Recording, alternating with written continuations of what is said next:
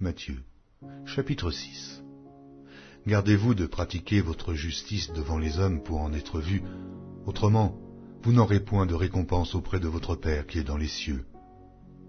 Lors donc que tu fais l'aumône, ne sonne pas de la trompette devant toi, comme font les hypocrites dans les synagogues et dans les rues, afin d'être glorifiés par les hommes. Je vous le dis en vérité, ils reçoivent leur récompense.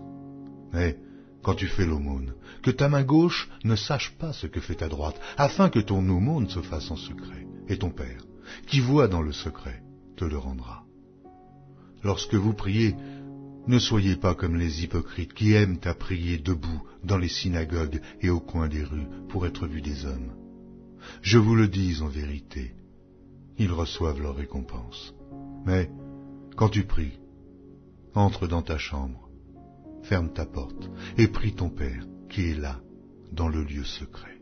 Et ton Père, qui voit dans le secret, te le rendra. En priant, ne multipliez pas de vaines paroles comme les païens, qui s'imaginent qu'à force de paroles, ils seront exaucés. Ne leur ressemblez pas, car votre Père sait de quoi vous avez besoin avant que vous le lui demandiez. Voici donc comment vous devez prier. Notre Père qui est aux cieux, que ton nom soit sanctifié, que ton règne vienne, que ta volonté soit faite sur la terre comme au ciel. Donne-nous aujourd'hui notre pain quotidien. Pardonne-nous nos offenses, comme nous aussi, nous pardonnons à ceux qui nous ont offensés.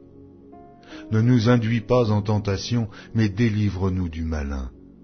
Car c'est à toi qu'appartiennent dans tous les siècles le règne, la puissance et la gloire. Amen. Si vous pardonnez aux hommes leurs offenses, votre Père céleste vous pardonnera aussi.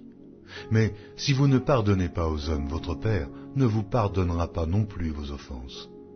Lorsque vous jeûnez, ne prenez pas un air triste comme les hypocrites qui se rendent le visage tout défait pour montrer aux hommes qu'ils jeûnent. Oh, je vous le dis en vérité, ils reçoivent leur récompense. Mais quand tu jeûnes, parfume ta tête et lave ton visage, afin de ne pas montrer aux hommes que tu jeûnes, mais à ton Père, qui est là, dans le lieu secret, et ton Père, qui voit dans le secret, te le rendra. Ne vous amassez pas des trésors sur la terre, où la teigne et la rouille détruisent, et où les voleurs percent et dérobent, mais amassez-vous des trésors dans le ciel, où la teigne et la rouille ne détruisent point, et où les voleurs ne percent ni ne dérobent. Car là où est ton trésor, là aussi sera ton cœur. L'œil est la lampe du corps. Si ton œil est en bon état, tout ton corps sera éclairé. Mais si ton œil est en mauvais état, tout ton corps sera dans les ténèbres. Si donc la lumière qui est en toi est ténèbre, combien seront grandes ces ténèbres? Nul ne peut servir deux maîtres, car ou il haïra l'un et aimera l'autre, ou il s'attachera à l'un et méprisera l'autre. Vous ne pouvez servir Dieu et Mammon. C'est pourquoi je vous le dis, ne vous inquiétez pas pour votre vie, de ce que vous mangerez, ni pour votre corps, de quoi vous serez vêtus. La vie n'est-elle pas plus que la nourriture et le corps plus que le vêtement? Regardez les oiseaux du ciel. Ils ne sèment ni ne moissonnent, et ils n'amassent rien dans des greniers, et votre Père céleste les nourrit. Ne valez-vous pas beaucoup plus qu'eux? Qui de vous, par ses inquiétudes, peut ajouter une coudée à la durée de sa vie? Et pourquoi vous inquiétez au sujet du vêtement? Considérez comment croissent les lys des champs. Ils ne travaillent, ni ne filent. Cependant, je vous dis que Salomon même, dans toute sa gloire, n'a pas été vêtu comme l'un d'eux.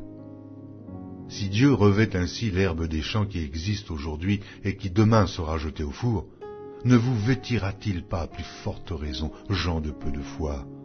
Ne vous inquiétez donc point, et ne dites pas, que mangerons-nous, que boirons-nous, de quoi serons-nous vêtus? Car toutes ces choses, ce sont les païens qui les recherchent. Votre Père céleste sait que vous en avez besoin. Cherchez premièrement le royaume et la justice de Dieu, et toutes ces choses vous seront données par-dessus. Ne vous inquiétez donc pas du lendemain, car le lendemain aura soin de lui-même. À chaque jour suffit sa peine.